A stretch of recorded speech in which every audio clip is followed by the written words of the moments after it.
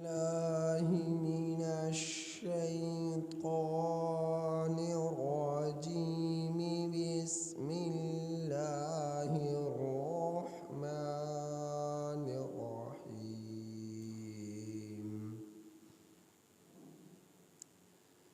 ألم تعلم أن الله له ملك السماوات والأرض يعذب من يشاء ويغفر لمن يشاء والله على كل شيء قدیر. یہ سورۃ المائدہ کے آیت نمبر 40 آپ حضرات کے سامنے تلاوت. اس آیت کریمہ کا ترجمہ یہ ہے: علم تعلم، اے مخاطب کیا تو نہیں جانتا؟ علم تعلم، اے مخاطب کیا تو نہیں جانتا؟ ان اللہ، بے شک اللہ تعالی، لہو ملک السماوات، اسی کے لیے ہے بادشاہت آسمانوں کی، والارض اور زمین کی، یعذب من یشاء، وہ عذاب دیتا ہے جسے چاہتا ہے، وَيَغْفِرُ لِمَن يَشَاءُ، اور مغفرت کرتا ہے، بخشش کرتا ہے اس کی جس کی چاہتا ہے، وَاللَّهُ عَلَى كُلِّ شَيْءٍ قَدِيرٌ، اور اللہ تعالی ہر چیز پر قادر ہے، قدرت رکھتا ہے. پچھلی آیات کریمہ میں آپ احباب چور کی سزا کا بیان سن چکے ہیں، اور اس سے پچھلی آیات کریمہ میں ڈاکو کی سزا کا بیان سن چکے ہیں. چور اور ڈاکو کا فرق واضح ہو چکا تھا کہ ڈاکو وہ ہے جو گن پوائنٹ پر کسی کا مال لوٹے، اسلحہ کے ذریعے، ہتھیار کے ذریعے، آلہ قتل کے ذریعے کسی سے مال زبردستی غصب کر لے جائے، اسے ڈاکو کہا جاتا ہے. چور وہ جو چھپ کر تالے توڑ کر کسی کا مال چرا کر لے جائے. تو ڈاکو کی سزا چور سے زیادہ سخت ہے، وہ بیان ہو چکی. اور چور کی سزا یہ بیان کی گئی کہ بتلایا گیا کہ اس کی کتنی مقدار میں چور کی سزا ہوگی اور کیا سزا ہوگی، کتنی سزا ہوگی، اس بارے میں اختلاف رہا ہے. اور حضرات صحابہ اکرام میں سے حضرت عبداللہ بن مسعود رضی اللہ تعالیٰ عنہ نے فرمایا کہ آپ صلی اللہ علیہ وسلم کے زمانے میں ڈھال چوری ہو گئی تو اس پر بھی آپ صلی اللہ علیہ وسلم نے ہاتھ کاٹے جانے کا حکم عطا فرمایا. تو بعض نے 3 درہم سے 5 درہم تک بھی بتلایا کہ اس پر بھی سزا ہو سکتی ہے. 3 درہم کی چوری کی، 5 درہم کی چوری کی، کم از کم مقدار. اور 1 درہم 3.5 ماشا چاندی کا ہوتا ہے. امام ابو حنیفہ رحمۃ اللہ علیہ نے فرمایا کہ 10 درہم کی جس نے چوری کی تو اس کو یہ سزا ہوگی۔ سزا ہوگی کیا؟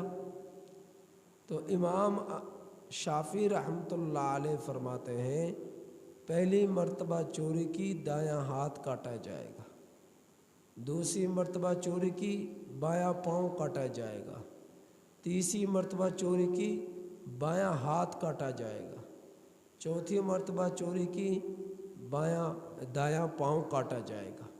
یہ امام شافعی رحمۃ اللہ علیہ فرماتے ہیں۔ اور امام ابو حنیفہ رحمۃ اللہ علیہ فرماتے ہیں کہ جس نے پہلی مرتبہ چوری کی دایاں ہاتھ کاٹا جائے گا، دوسری مرتبہ چوری کی بایاں پاؤں کاٹا جائے گا، تیسری مرتبہ چوری کی تو اسے قید میں ڈال دیا جائے گا۔ یہ امام ابو حنیفہ رحمۃ اللہ علیہ فرماتے ہیں۔ تو یہ پچھلی آیات کریمہ میں اللہ نے چور کی سزا کا حکم بیان فرمایا تاکہ جب اس کو سزا ملے تو اس کو اس کے کیے کا بدلہ دنیا میں ملے اور لوگوں کے لیے عبرت کا نشاں بنے، تاکہ باقی لوگ چوری نہ کریں، وہ عبرت پکڑے اور چوری کرنے سے اپنے ہاتھوں کو روکے رکھے۔ نکالم من اللہ، اللہ کی طرف سے یہ عبرت ہے۔ اور فرمایا جس شخص نے توبہ کر لی یہ گناہ کرنے کے بعد، چوری کر لینے کے بعد، اور اصلاح کر لی، توبہ کر لی اور اپنی اصلاح کر لی کہ بھئی آج کے بعد دوبارہ چوری نہیں کروں گا، تو اللہ تعالیٰ اس کی توبہ کو قبول فرمائیں گے، تو اللہ تعالیٰ کا حق معاف ہو جائے گا توبہ کر لینے کی بنا پر، لیکن بندے کا حق باقی رہے گا۔ تو یہ پچھلی آیات کریمہ میں بیان ہوا۔ آج کی اس آیت کریمہ میں اللہ جل جلالہ نے جو بیان فرمایا وہ اپنی شہنشاہی کی حقیقت کو واضح فرمایا ہے کہ وہ اتنا بڑا بادشاہ ہے، احکم الحاکمین ہے، پوری دنیا کا خالق و مالک و رازق ہے کہ جو وہ چاہتا ہے حکم کرتا ہے۔ جب اس نے جو حکم سرزد کر دیا، حکم نافذ کر دیا، فتویٰ دے دیا، مسئلہ بتلا دیا، اب ہم لوگوں کے لیے گنجائش باقی نہیں رہتی کہ اس کے حکموں میں چوں چاں کریں، کوتاہی برتے، غفلت برتے اور حکمتیں تلاش کرتے پھرے کہ یہ اللہ نے حکم کیوں دیا۔ بس جو حکم دے دیا اللہ کا حکم ہے اور اللہ کا حکم سر آنکھوں پر ہے۔ تو اللہ تعالیٰ نے فرمایا کہ اے مخاطب کیا تو نہیں جانتا کہ اللہ ہی کے لیے ہے بادشاہت آسمانوں کی اور زمین کی۔ جب اللہ ہی کا سب کچھ ہے تو پھر میں اور آپ کو کیا حق پہنچتا ہے کہ اس کے بتلائے ہوئے احکامات میں غفلت برتے اور اس میں کوتاہی برتے اور اللہ کے حکموں میں حکمتیں تلاش کریں بجائے عمل کرنے کے۔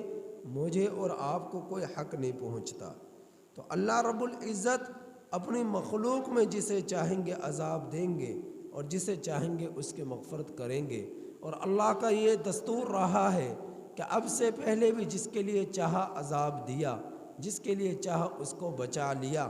تو اللہ رب العزت جو چاہتے ہیں وہ کر سکتے ہیں، کسی کو کوئی حق نہیں پہنچتا کہ اللہ رب العزت کے فیصلوں پر جو ہے تنقید کرے یا رکاوٹ بنے۔ تو اللہ رب العزت ہر چیز پر قدرت رکھتا ہے۔ تو اب اللہ نے حکم دیا ہے ڈاکو کی سزا کا، چور کی سزا کا، اب کسی کو کوئی حق نہیں پہنچتا کہ اللہ رب العزت کے مقرر کردہ حدوں پر اعتراض کرے کہ یہ سخت سزا ہے۔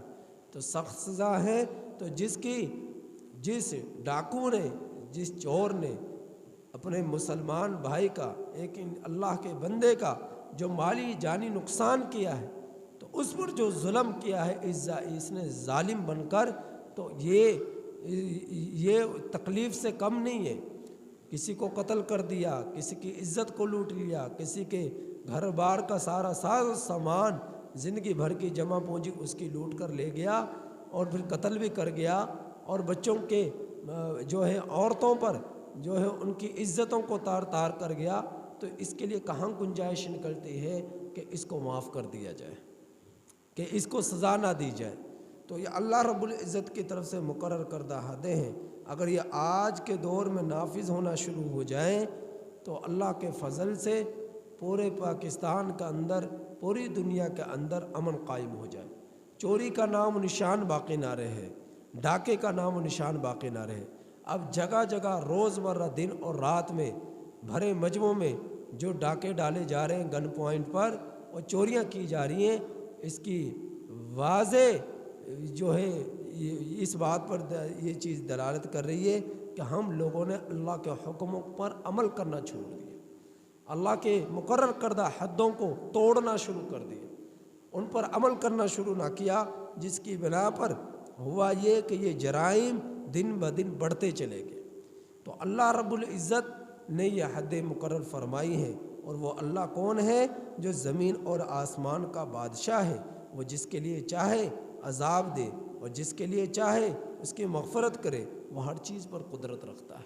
لہٰذا ہم لوگوں کو لیے یہ حکم ہے کہ ہم اس احکم الحاکمین کی اتباع کریں، فرما برداری کریں، اس کے حکموں پر پوری طرح عمل کرنا شروع کر دیں، تو اللہ کے فضل سے اس میں ہمارے لیے دنیا میں بھی بھلائیاں ہیں، آخرت میں بھی بھلائیاں ہیں، دنیا میں بھی خیریں ہیں، آخرت میں بھی خیریں ہیں، دنیا میں بھی سکون ہے، آخرت میں بھی سکون ہے۔